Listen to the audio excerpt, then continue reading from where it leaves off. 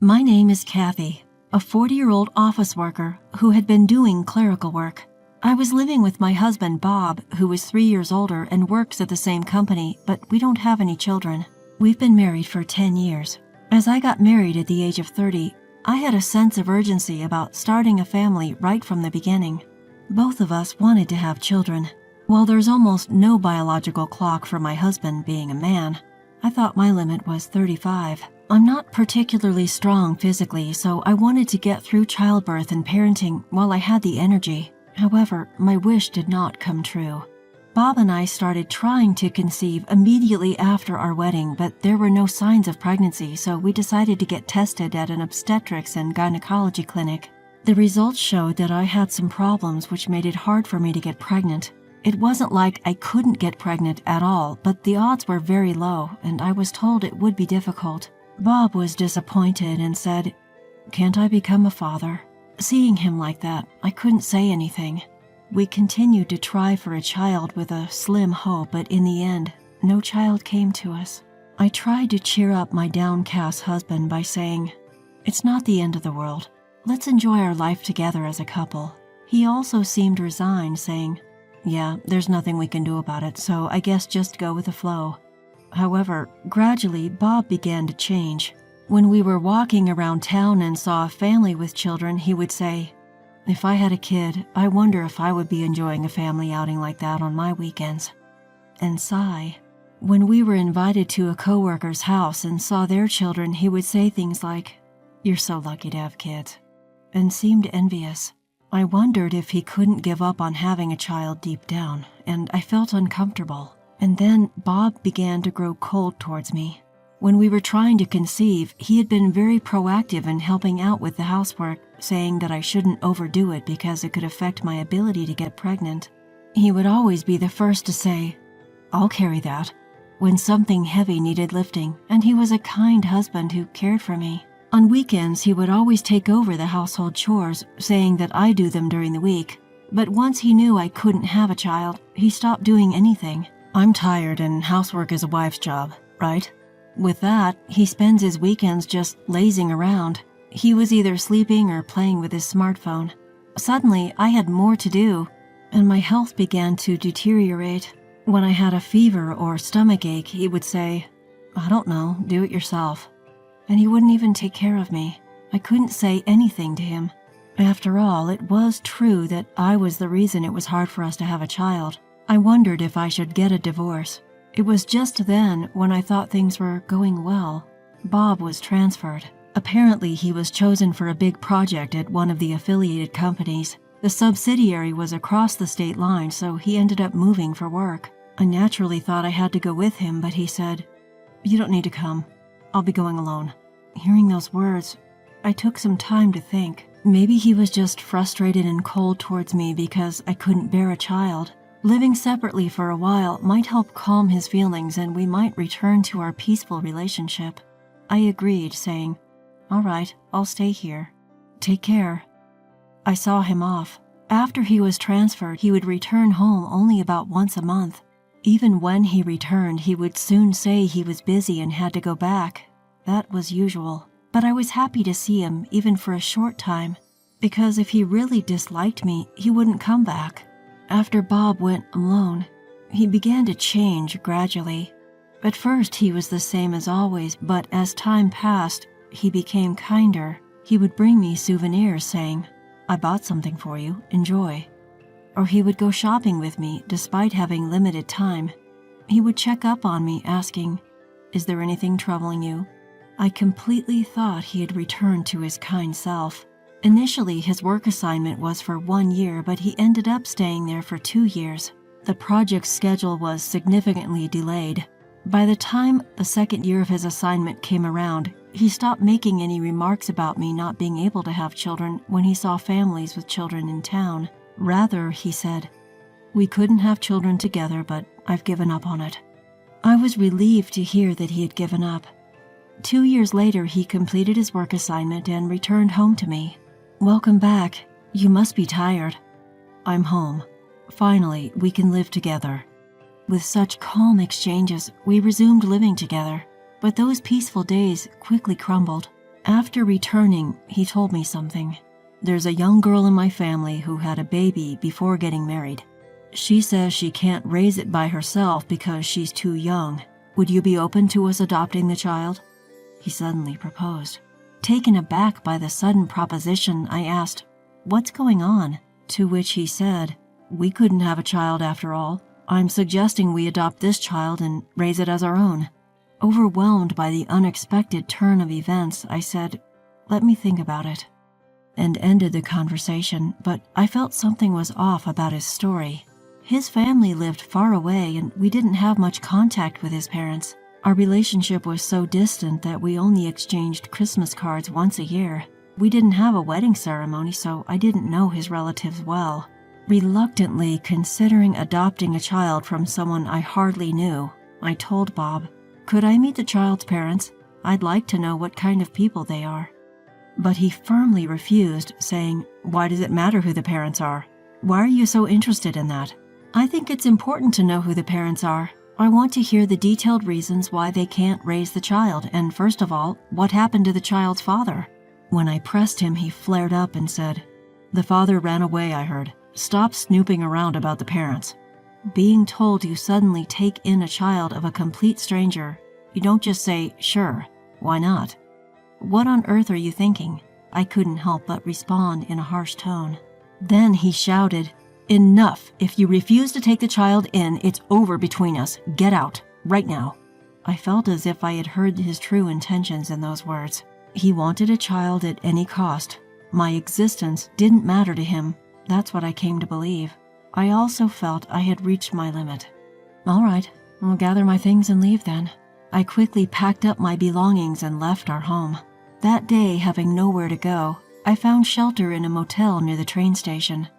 The divorce procedures with my husband went smoothly. We settled everything through a lawyer to avoid any disputes, and issues such as alimony, property division, and other matters ended without any hiccups. Feeling awkward working at the same company as him, I quit and found a new job. I was proficient in using a computer and also had administrative assistant certifications, so I managed to get hired at a small law firm. Adapting to my new workplace took a little time, but somehow I managed to work every day and lead a peaceful life. Having lived separately from my husband for 2 years, I had gotten used to coming home to an empty room. One day, after about a year of this life, my ex-husband appeared at my workplace, and he was holding a small child. Seeing me at the reception, he exclaimed, "Why are you here?" He was in shock. "Why wouldn't I be here? I work here. It's obvious, isn't it?" Upon hearing this, his face turned instantly pale. I was curious about the child he was holding, but first I escorted him to my supervising attorney, and there I learned a shocking truth. "Sir, I've been suspecting that this child, who was born a year ago, doesn't resemble me at all. I'm doubting if it's really mine," he said. "I see. If it turns out not to be your child, what do you plan on doing?" "Of course, I'll divorce my wife. But legally, you can only dispute the paternity of the child within a year of its birth. Even if you take a DNA test and find out that the child is not yours, you would still have to pay child support." "What? You must be joking." "I'm not. There have been such precedents in the Supreme Court as well." I was recording their conversation as a clerk, and while working, it dawned on me. He had cheated during our marriage and had a child from it.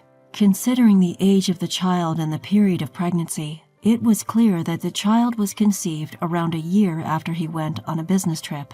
And then I remembered that he had been unusually kind to me since then. I realized that he might have felt guilty. It seemed like his current wife was his junior from work. Each time he explained something, he would glance at me with a pale face. It was natural, after all. His ex-wife, whom he tried to leave with the child of his affair a year ago, was right there. In the end, he said, "All right, I will take a DNA test first and then reconsider." With these words, he left with a downcast look. I told my lawyer, Mr. Williams, about my divorce from last year when my ex-husband returned at the end of the day. Mr. Williams was quite surprised and asked, "You know, you can claim alimony for infidelity within 2 years of discovery. What's your plan?" I said, "Of course I want it." I want to claim it from his mistress, too. Well, then let's start the procedures right away. Thank you very much. In the end, I claimed alimony through my lawyer, Mr. Williams, from my ex-husband and his current wife, who was his mistress. To prevent them from evading it, I sent the claim not only to their home but also to their workplaces and his in-laws' place. Then I got a call from my ex-husband right away. What's his claim about, huh? It's an alimony claim for your infidelity. We're already divorced. There's no way I'm paying alimony. That's not true. You can claim alimony for infidelity within 2 years of its discovery. We divorced a year ago, and your infidelity just came to light, so it's well within the claim period. At that point, a woman's voice I didn't recognize told him to change, and she took the phone. Hello? What's with this claim? Caught off guard by her sudden outburst, I asked, Who am I speaking with? I'm his wife. Take back at least my part of this claim. But it's only natural to claim alimony when I've been cheated on. Listen here, he said he was single. I thought he was single. So I went out with him. I didn't know he had a wife back then. I don't care about that. Even if you lied about being single, the fact that you had an affair with my husband doesn't change. I'll take a neat $20,000 from each of you. Our child will need money as they grow. There's no way we can afford such a huge amount of $40,000. That's not my problem. You're working too, and he's in a decently high position, so I don't think there's a financial issue. You know, because you sent that claim, he got demoted and had a pay cut, and I got downgraded from a full-time employee to a part-time one, and my income dropped. We can't afford to pay such a huge amount, she said, hysterical. Well, then ask your parents to cover it. I won't back down one bit. I absolutely won't pay. I'm not paying, she shouted, and he came back on the phone. Just as my wife explained, we are going to be in a tough financial situation. Could you please drop the claim? No, I absolutely won't drop it. By the way, let me tell you something good since we're at it, I said to him. What's that? Do you remember we had a fertility test a few years ago? Oh, yeah, we did. Although it turned out that I had a problem, actually, the test results showed that you also had a problem. What? You're kidding, right? It's true. It's true that I had a problem, but you did too. But at that time, I was shocked and didn't want to hurt you, so I kept it a secret. I still have the paper with the test results. Want me to send it to you? When I said that, he muttered, It's a lie. It's a lie. Probably the shock had him tuning out everything else. Truth be told, the doctor at that time did say there was indeed a significant issue on my end, but my husband Bob also had his fair share of problems. The doctor told me, Both of you have issues, so it might be tough to have a child. It's not just your issue, Kathy, so don't take it all on yourself. When Bob heard that there was a problem on my end, he was so shocked that he ran out of the doctor's office without hearing the whole story. I was going to keep this fact a secret, but I decided there was no need to hide it anymore, so I told him just now. He muttered, That's a lie. That's definitely a lie. To him, I said, All right, let's leave it at that. I'm busy. And I hung up the phone. After that, I managed to get exactly $20,000 in total for emotional distress from each of them. $40,000 in total. She didn't want to pay, so it seems Bob took on the entire burden. Afterwards, it appears Bob did have the child undergo a DNA test. Turns out the child is not his, just as he feared. Apparently, he's considering divorcing with his wife, but since he'll have to pay child support and emotional distress compensation to her, he's forced to continue his reluctant marriage with his current wife, who was his affair partner, as he doesn't even have the financial leeway due to his demotion. The reason he wanted me to raise his child with his affair partner, it turns out, was because the affair partner is quite a strong-willed woman. He told me himself, when he came to pay the emotional distress compensation, that if he had custody of the child, he planned to find some excuse to break up with her. Recently, his relationship with his wife has become strained, and the atmosphere at home is tense. At work, everyone looks down on them as the adulterous couple, and he seems to be having a tough time. As for me, I'm completely used to my single life and living peacefully. I have plans to go on a trip with my friends during the next long holiday. Even though I'm alone now, my days are fulfilling with work and socializing with friends.